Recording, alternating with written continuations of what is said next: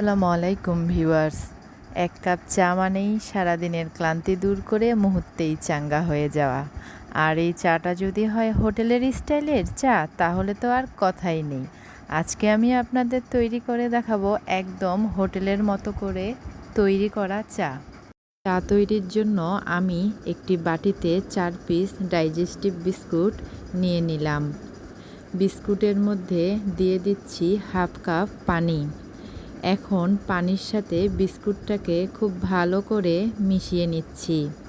হোটেলের চাটাকে ঘন করার জন্য এই বিস্কুটের পানিটাকে ব্যবহার করা হয়। এবারে আমি এই বিস্কুটের মিশ্রণটাকে একটি ছাঁকনির সাহায্যে ছেঁকে নিচ্ছি। উপরের বিস্কুটের মিশ্রণটা ফেলে দিয়ে আমি পানিটাকে শুধু ব্যবহার করব। এবারে আমি সবগুলোকে ভালো করে ছেঁকে নিলাম। চুলায় দিয়ে দিচ্ছি 2 কাপ পরিমাণ তরল দুধ। তবে গুঁড়ো দুধের সাথে পানি মিশিয়েও কিন্তু চাটা আপনারা তৈরি করতে পারেন।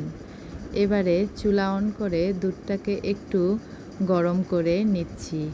দুধটা ফুটে এলে এখানে দিয়ে দিলাম 2টি এলাচ, একটি তেজপাতা ছিঁড়ে। এতে করে ফ্লেভারটা অনেক সুন্দর হবে। এবারে দিয়ে দিলাম বিস্কুটের পানিটা। এবারে আবারও ভালো করে দুধটাকে নেড়ে চেড়ে নিচ্ছি।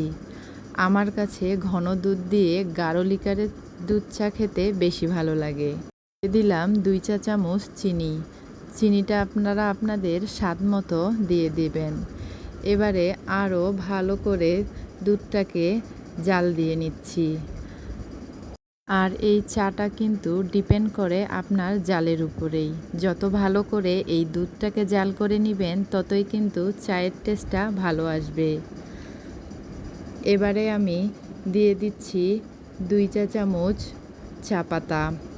চা তৈরির সময় সবসময় চেষ্টা করবেন বড় দানার চা পাতা ব্যবহার করতে।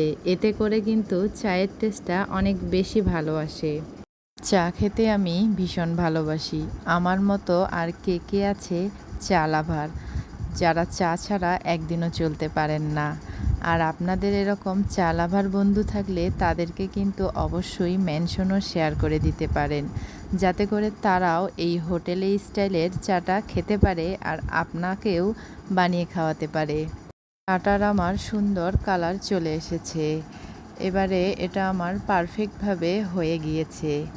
এবারে চাটাকে ছেঁকে একটি কাপের মধ্যে পরিবেশন করতেছি।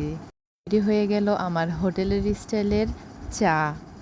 এরকম অনেক সহজ ও মজার রেসিপি দেখার জন্য অবশ্যই যারা আমার ফেসবুক পেজ থেকে দেখতেছেন তারা ফলো দিয়ে রাখবেন। যারা ইউটিউব থেকে দেখতেছেন তারা আমার চ্যানেলটিকে সাবস্ক্রাইব করবেন। তো আজকের মতো আল্লাহ হাফেজ।